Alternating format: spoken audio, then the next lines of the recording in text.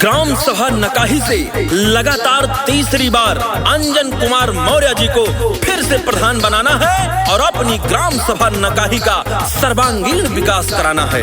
अंजन कुमार मौर्य जी का कहना है, दिल में हमने ठान लिया है, जीवन का मकसद जान लिया है, मानवता को पहचान लिया है, समाज सेवा ही है धर्म अपना, इसको हमने मान लिया है।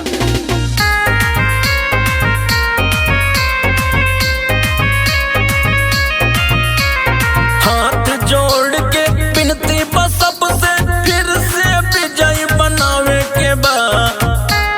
हे भैया, हे चाचा चाची, हाथ जोड़ के बिनती बस सबसे फिर से विजय बनावे के बा।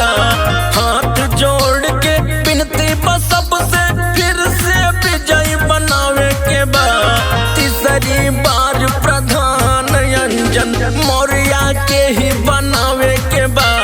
तीसरी बार प्रधान अंजन मौर्य के ही बनावे के बाद आने वाले पंचायत के चुनाव में अब की बार फिर से लगातार तीसरी बार अंजन कुमार मौर्य जी को प्रधान बनाना है और अपनी ग्राम सभा नकाही का विकास कराना है। जी हाँ, अंजन कुमार मौर्य जी का कहना है कि महान नेता बनने की कोई ख्वाहिश नहीं मेरी, करूं खुद को साबित ये आजमाइश नहीं मेरी, समाज सेवा हित में चाहिए सहयोग आपका, इसके अलावा और कोई फरमाइश नहीं मेरी। जी हाँ बंधुओं, अब की बार भूल न जाना, तीसरी बार अंजन कुमार मौर्य को ही प्रधान बनाना।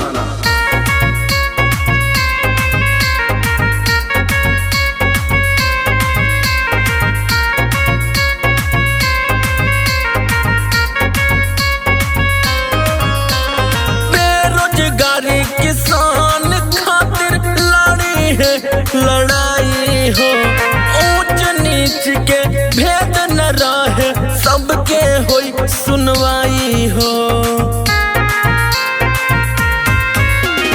बेरोजगारी किसान खातिर लड़ी है लड़ाई हो, ऊंच नीच के भेद न रहे, सबके होई सुनवाई हो। भैया के मौका तई के फिर से आपन पावर दिखावे के बा। भैया के मौका तई के फिर से आपन पावर दिखावे के बा। तीसरी बार प्रधान अंजन मौर्य के ही बनावे के बा। तीसरी बार प्रधान अंजन मौर्य के ही बनावे के बा।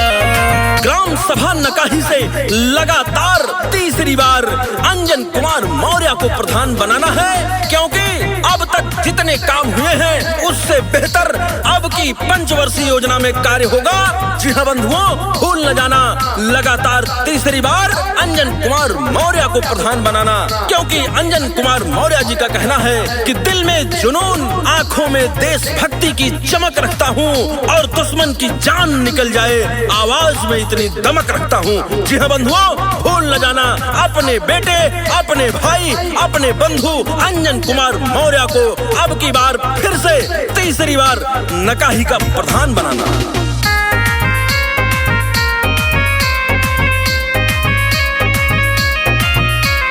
रखिया ये भैया भाभी तीसरी बार फिर ध्यान हो, घाटे न पाई नकाही के मान या सम्मान हो।